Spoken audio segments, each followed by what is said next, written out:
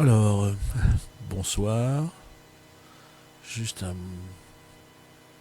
je sais pas comment dire, des tests. Des tests de voix pilotés par le clavier en fait. J'utilise ma voix comme étant la matière du son que va utiliser le clavier. En fait, le clavier va juste caler la matière du son que je vais émettre, des bruits que je vais faire, des paroles que je vais dicter, pour se caler sur les notes et sur la... Voilà. En fait, l'avantage, c'est que je peux aussi piloter en même temps qu'on s'appelle les deux synthétiseurs que je possède, un Pro 1 et de chez Behringer et un Volca Keys de chez Korg qui est dans mon dos, qui est sous une table qui est à l'abri, il est connecté en USB, tout est connecté en USB. Je n'ai plus un seul câble MIDI pour interconnecter tout ça, c'était impossible à gérer. De toute façon, dès que je n'ai qu'un clavier, donc si tu veux piloter le Pro 1, il faut brancher le Pro 1 ici. Si tu veux piloter le... Comment ça s'appelle maintenant le Korg, il faut aller brancher le Korg. Du coup, je pouvais pas utiliser le Pro 1, ou alors il aurait fallu que j'ai un autre clavier. J'ai pas la place. J'ai un clavier plus petit, mais j'ai pas la place. De toute façon, lui, il n'a pas de connexion MIDI en plus. Donc, le seul moyen de faire du MIDI, c'est l'USB. Voilà, donc je suis passé en USB 2.0 depuis, je n'ai plus aucun problème. Avant, j'ai des ports ici 3.0 de ce côté-là, là, et que j'utilise pour autre chose parce qu'ils sont alimentés, et que j'ai besoin de transfert, donc la vitesse par exemple. Pour revenir à la carte son, il faut que ça y aille vite. Par contre, que les appareils, eux, envoient leurs petites informations vers la carte son, c'est pas primordial puisque tout passe par le son, c'est le jack. Donc c'est la sortie audio. Le reste, c'est juste du pilotage. Donc vous pouvez y aller, je n'ai aucune latence, aucun retard.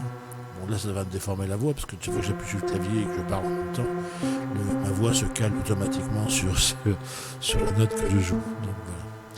Donc je peux modifier plein de choses et en même temps, l'avantage que ça a, c'est que ça me permet de jouer avec un seul clavier sur tous les équipements que j'ai. Vous voyez par exemple lui aussi, il est piloté par ce système-là. En fait, pour bien le voir, je sais plus si c'est là, voilà, non, c'est pas là. C'est pas là, c'est pas là, c'est pas là, c'est pas là, c'est pas là. En fait, je suis déjà connecté, donc ce qui est marrant, c'est que je suis déjà connecté, mais je ne sais pas où est-ce que si j'ai un truc quelque part. Ah, il y a ça, voilà. Voilà, en fait, vous voyez, je viens de découvrir quelque chose. En fait, je ne sais pas si vous le voyez bien sur la fenêtre, puisque je suis en train d'enregistrer. Oui, vous voyez un peu. Donc, le système MIDI ici, là. Là, ici, j'ai le E4, qui est cet appareil-là. J'ai le Pro 1, qui est cet appareil-là. Et j'ai l'USB 2 MIDI, qui est dans mon dos, qui est le Korg. euh, le Korg Volca Keys. Et ça a fait tilt quand j'ai fini par lire quand même le nom que l'USB automatique du Volca Keys a déclaré. Il a déclaré USB 2.0-MIDI. Et c'est pas moi ça. Hein. Ça c'est pas moi qui l'ai fait. Ça s'est fait tout seul. Voilà. Et ben, du coup, je me suis dit merde, pourquoi 2.0 ? En fait, ces appareils qui sont récents pour moi sont des vieux appareils. Donc ces appareils n'ont jamais été développés avec le 3.0. Et du coup, le 3.0 a des capacités supplémentaires. Tout va beaucoup plus vite. Mais je pense que ces équipements ne savent pas faire. Du coup, si vous les connectez en 2.0, il n'y a aucun problème. Si vous les connectez en 3.0, il n'y a que des problèmes. Ça engorge la carte son, c'est une vraie galère. Et du coup, depuis que je suis en 2.0, j'ai plus de problème de disque, j'ai plus de problème de rien. Comme j'ai pas mal de disques connectés en USB, en USB 3.0, et voilà quoi. Bon, en plus, ce petit logiciel qui est gratuit, MIDI-OX, c'est un logiciel qui date de 2010. Hein, donc, vous voyez, il a quand même encore 13 ans. Ils ont dû commencer en 2006, je crois. Enfin, je sais plus, j'avais vu le help. Je ne vais pas le sortir parce que j'ai des informations que je ne veux pas vous montrer, mais voilà. Donc ça permet en fait automatiquement de voir que quand j'appuie, on voit les ports qui sont. Ça part bien de mon MIDI, d'accord, et ça atterrit sur les trois appareils qui sont connectés en MIDI sur ce truc-là. Voilà. Donc ça reste en ligne, c'est l'avantage. En fait, on ne le voit pas, mais j'ai ce petit voyant vert que vous ne pouvez pas voir là, mais c'est pas grave. Si vous voyez peut-être là.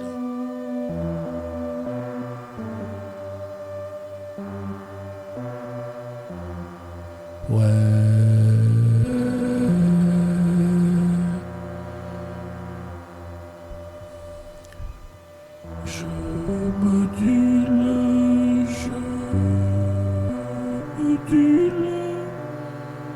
et je fais des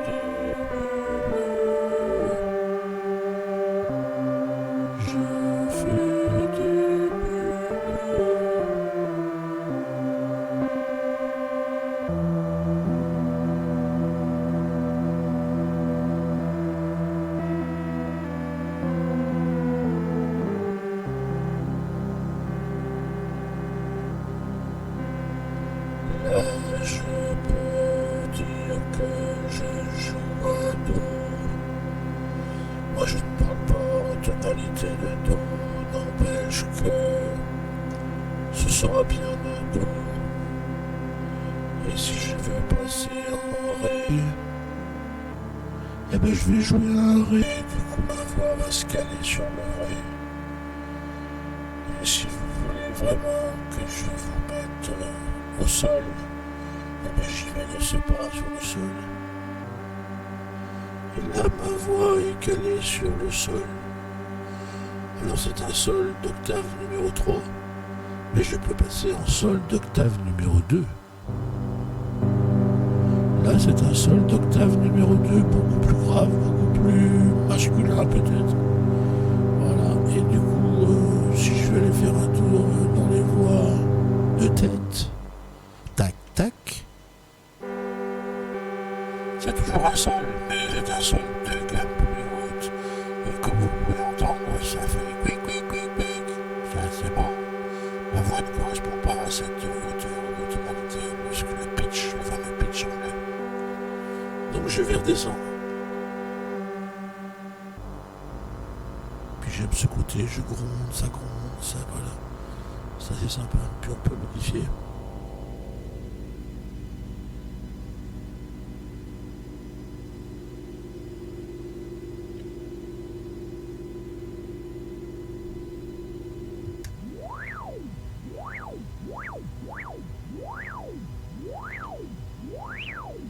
Imaginez-vous ma voix sur ce genre de notes, je ne sais pas trop ce que ça va donner, mais moi je m'en moque, je suis en mode test, je suis là pour tester,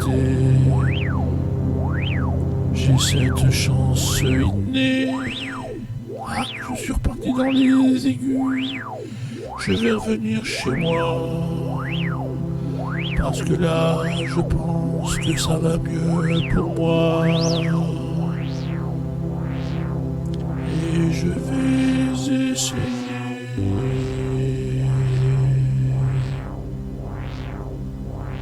C'est assez impressionnant. Comment un accord de sol peut faire penser au fa,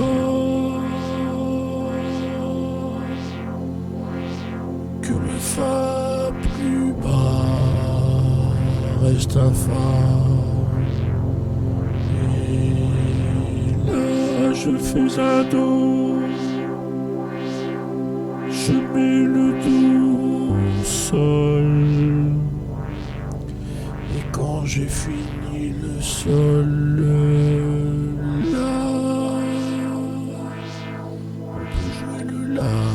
ici, c'est assez magique.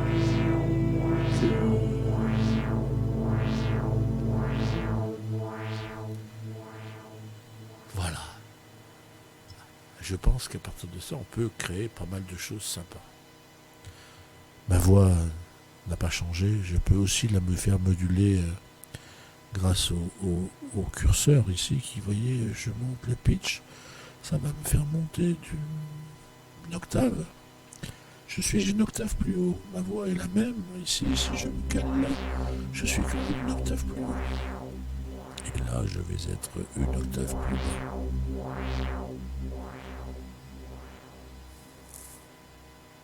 Je peux modifier le formant. Le formant étant l'amplitude d'ouverture de la bouche pour faire sortir les sons. Généralement, les femmes ont un formant plus rétréci, plus étroit que l'homme. Et lui a un formant beaucoup plus large. C'est en formant qu'on devient formant. Non, c'est en forgeant que l'on devient forgeant. Et c'est comme ça que Léonard de Vinci. Qu'en dites-vous?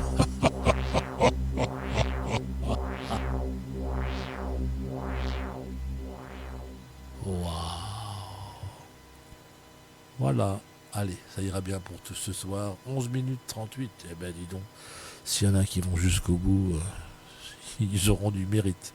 Bye bye. Et merci.